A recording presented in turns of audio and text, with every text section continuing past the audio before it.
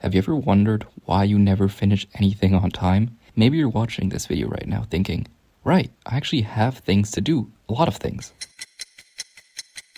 And honestly, I can read your mind, because right now you're also thinking, I've got extra time tomorrow, I'll get to it later. Great, just procrastinating in real time while also watching a video about procrastination. Here's the plot twist. You're not lazy. Your brain is just really good at avoiding anything that feels uncomfortable, even when it makes everything feel worse later. I know, very dumb. But stick with me for the next few minutes and I'll guarantee you'll walk away with 5 habits that actually change your life. 5 habits that kill procrastination and finally give you back control of your own time. Stuff that even works if you are the laziest person you know. Let's start with number 1. Habit 1. Name the feeling you're actually avoiding. Quick question. Think about the last thing you procrastinated on. Got it? Now be honest. What did it actually make you feel? Bored? Anxious? Like you weren't going to do well enough in any way? That feeling right there is the actual thing you were avoiding, not the task. Surprising, right? You're not alone, not even close. Research on procrastinating puts chronic procrastination at around 20% of adults, which sounds small until you realize that's a higher rate than depression, alcoholism, or panic attacks combined. We've basically normalized a self-sabotage habit that's more common than actual diagnosed disorders. Not cool. Here's an example anyone can relate to. That basket of clean laundry sitting on your chair for 4 days. You didn't leave it there because folding is hard. It takes up maybe 10 minutes. You left it there because some part of your brain went, I'm gonna wear it either way, so what's the point? And that logic is doing a lot of heavy lifting to justify doing nothing.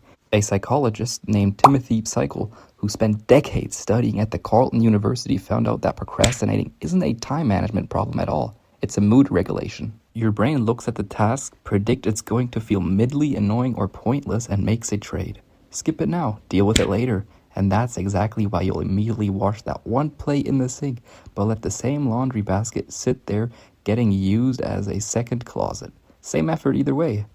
One just came with an excuse attached that felt reasonable enough to believe it. So next time you catch yourself avoiding something, skip the guilt trip. Just ask yourself, what are you actually telling yourself to justify it?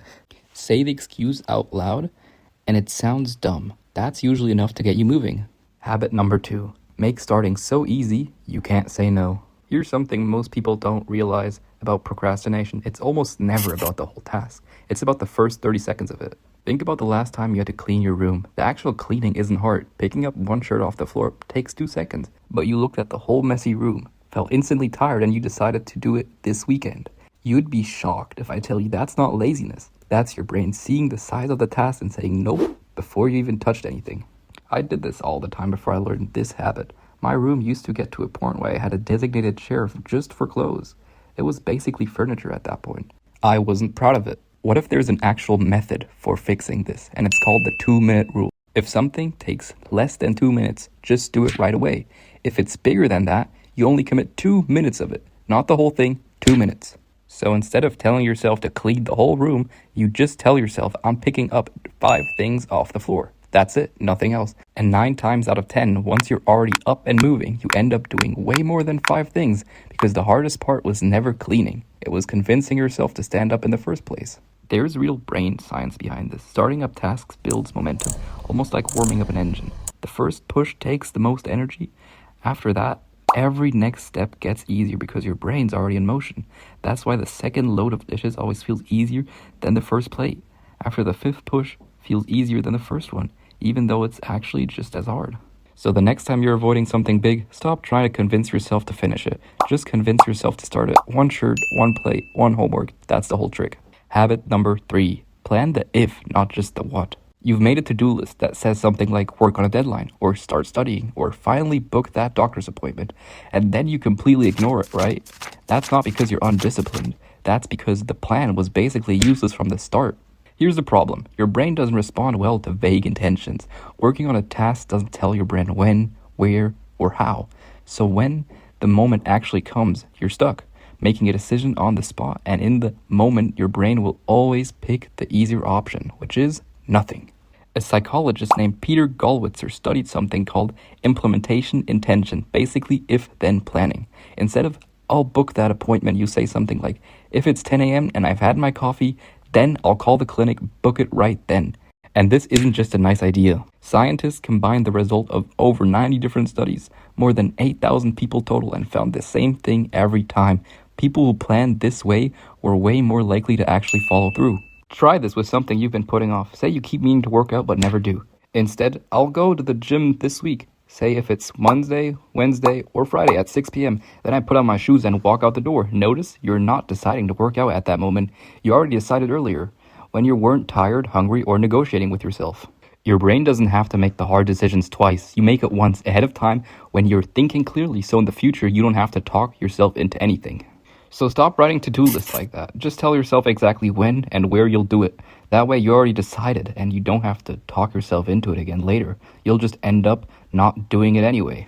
Habit number 4, make starting easier than quitting. You know that feeling when you finally sit down to do the thing you've been avoiding for days, and it's already past midnight, your eyes are burning, and you're purely running on panic and whatever coffee's left in the pot.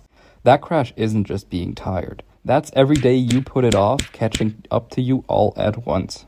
And here's the annoying part. Most of the time, the task itself wasn't even that hard. Starting it was just harder than it needed to be. Your laptop needs charging, the files buried in 6 folders, you forgot the password again. Every extra step between you and the task is basically a tiny, socially acceptable excuse just waiting to happen. Your brain doesn't even register it as in procrastinating. It just sees a dead laptop and goes, well, I guess I can't start right now. Tragic, nothing I can do. There's actual research behind this, and the numbers are kind of wild. One researcher was struggling to practice guitar consistently, so he moved it from the closet to a stand in his living room. That's it. That one change cut the effort to start by about 20 seconds, and his practice sessions jumped from 3 times a week to over 5. 20 seconds, that's genuinely all it. And it works the opposite way too. Studies on social media use found that adding just a 10-second delay before the app opens, that little loading screen you want to throw your phone at, cuts usage by 22%. 10 seconds of friction, 22% less scrolling. So flip it around for yourself. Make starting the easy option and avoiding it the annoying one. Leave your laptop open to the exact file before you go to sleep. Put your gym clothes right next to your bed, not the closet. Close the tabs that are going to tempt you before you even sit down. If you keep telling yourself you'll study later, but later never actually comes, try leaving your notebook open on your desk instead of your bag. That one change removes that one step that usually talks you out of starting at all. Imagine, that 20 seconds could change everything. So ask yourself, how many extra steps are you putting between you and the things you keep avoiding? Habit number 5, forgive yourself for procrastinating for the last time. Okay, real talk. After you procrastinate, what's the first thing you say to yourself? If it's something like, I'm so lazy, or what's actually wrong with me? I need you to know that's actually what's making the problem worse, not better. Here's the loop most people get stuck in. You procrastinate, then you feel guilty about it. That guilt makes you feel worse. And feeling worse makes you way more likely to avoid the next task too, just to escape that crappy feeling.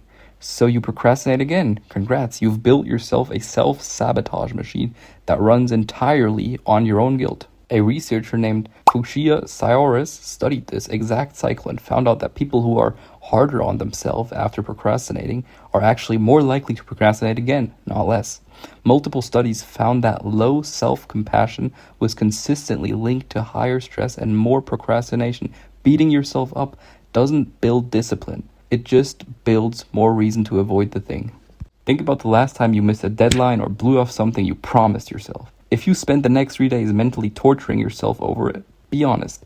Did that guilt actually make you feel more productive? Or did it just make you dread starting the next thing even more? So here's the move. Next time you procrastinate, and you will because you're human and not a robot, just say, okay, that happened, and move on to the next thing. No 3D guilt tour, just a reset, just moving on. You cannot shame yourself into becoming a person who doesn't procrastinate. You can only make it easier to start again, and forgiving yourself is weirdly one of the most scientifically backed ways to actually do that. Okay, real quick before you go, here's everything in one breath. Feel what you're actually avoiding, not just the task. Make the first step so easy you can't say no to it. Plan exactly when and where, not just what. Make starting easier than quitting, and when you mess up, and you will, don't overthink, just start over and keep going. None of this means you're lazy or broken. It just means you picked up a pattern, and patterns can be undone one annoying step at a time. You're probably going to procrastinate on something later today, maybe right after this video ends. That's fine. The goal isn't perfection.